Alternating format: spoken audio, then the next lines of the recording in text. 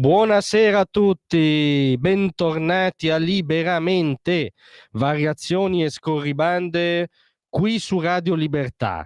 Allora stasera dobbiamo parlare di Houellebecq a Mestre.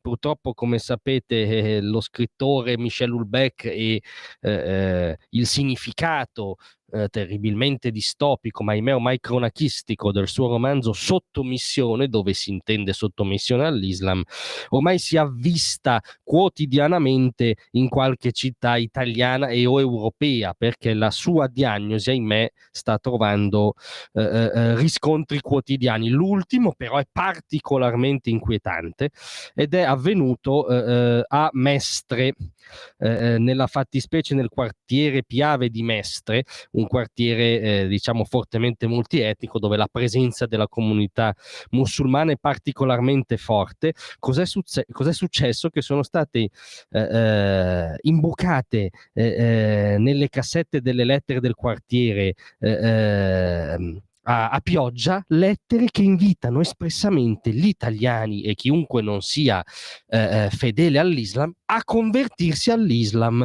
un palese atto di proselitismo di massa islamica in un quartiere di Mestre, vicinissimo a una delle più importanti città italiane. Come inizia questo inquietantissimo appello? Ciao mio rispettato lettore, mi chiamo Imram e sono un musulmano. Vorrei condividere con te come una persona può entrare in paradiso. Sono un musulmano che diffonde il messaggio dell'unico Dio che ci ha creato. Nel giorno del giudizio Allah mi chiederà: vivevi in Italia? Hai consegnato il mio messaggio al popolo italiano? In quel momento sarò in grado di rispondere ad Allah: sì, Allah. In secondo luogo, quando incontrerai Allah nel giorno del giudizio, non potrai trovare una scusa dicendo: Allah, ho vissuto in Italia per 90 anni ma non ho mai ricevuto il tuo messaggio. Cioè non potrai trovare una scusa per non esserti convertito. Se non ti sei convertito sei un infedele. Questo atto corrisponde a quella che in arabo si chiama dawa, che indica proprio l'azione obbligatoria di proselitismo per l'Islam che deve praticare ogni buon musulmano. È un precetto chiaramente previsto dalla teologia islamica, tanto che in uno degli hadith, dei detti che insieme al Corano, no, compongono le architravi della suddetta teologia, questa dawa, questo atto di proselitismo, è indicato come il primo dei 3 passi da intraprendere per evitare un conflitto armato coi politeisti, considerati nemici irrecuperabili, cioè quelli che credono in altri dei. Sapete quali sono i 2 passaggi successivi se non va bene il proselitismo? L'imposizione fiscale e la violenza. Capite che si tratta di uno scenario raccapricciante, totalmente ulbecchiano, su cui crediamo e speriamo che le autorità stiano facendo tutte le verifiche del caso, perché non vogliamo che Mestre e tutte le nostre città, l'Italia, diventino un appendice di quella che, ahimè, Oriana Fallaci, un'altra che ci aveva tragicamente visto lungo, chiamava Eurabia. Adesso invece, anche per risollevarci da questi scenari ulbecchiani, parliamo un secondo di noi, cosa che ogni tanto è anche sana, perché giustamente, tra l'altro, molti di voi hanno notato, ci hanno fatto notare che non vedono più le nostre trasmissioni di Radio Libertà sul canale digitale terrestre 252.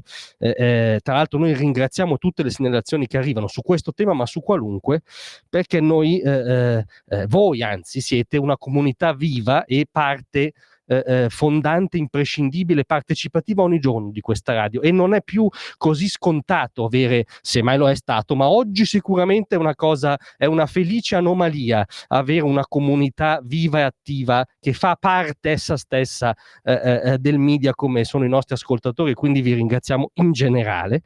In particolare sul tema invece sì, assolutamente, come ovviamente avete riscontrato voi, questa operazione di dismissione della banda digitale terrestre del canale 252 rientra fortunatamente in una strategia complessiva di rilancio editoriale di Radio Libertà e della multipiattaforma che ormai è Radio Libertà.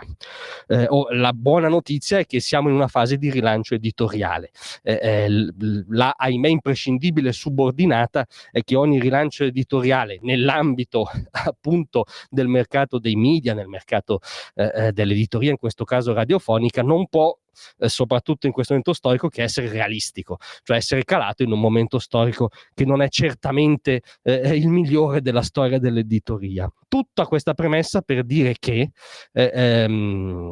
il fatto che non siamo più sul 252 è direttamente collegato a un rilancio che è anche un investimento ulteriore sui nostri due asset in questo momento principali, che ci stanno dando grandi soddisfazioni, sempre grazie a voi per inciso, che sono ovviamente la Radio DAB, la nostra diretta quotidiana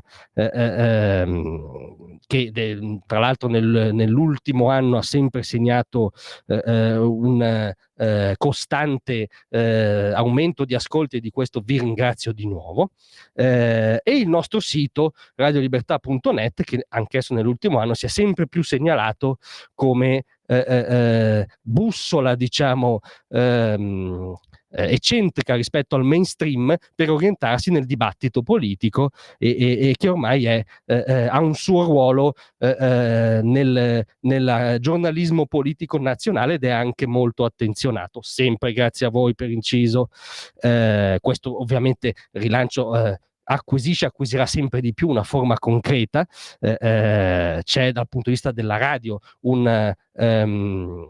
ci sono previste in serie novità nel palinsesto, alcune avete già avuto occasione di ascoltarle, ma da settembre in poi si andrà a sistema con questo rinnovamento del palinsesto radio e con ulteriori nuove proposte per voi. Stesso discorso vale per il sito, con nuove rubriche, nuovi contenuti, nuovi contributori. Anche su questo vedete già qualcosa in questo momento, anche questo da settembre in poi sarà sistematico. Quindi la buona notizia è che c'è un'operazione di rilancio editoriale su questi asset fondamentali. Questo non toglie che rimaniamo ancora una TV, ovviamente, perché siamo visibili sulla nostra app, l'app di Radio Libertà. Per chi non l'abbia fatto, vi invito a scaricarla, è facilissimo, è come scaricare un'app appunto banale su tutti i supporti, tablet, iPhone e via dicendo, e siamo visibili sullo streaming che va sul nostro sito sempre, e su tutte le piattaforme, i social di Radio Libertà. Quindi rimaniamo come TV in questa veste, rilanciamo, cresciamo e cresceremo come radio e come sito. Vi ringrazio della pazienza e dell'ascolto, e vi do appuntamento a domattina. Tra un manifesto e lo specchio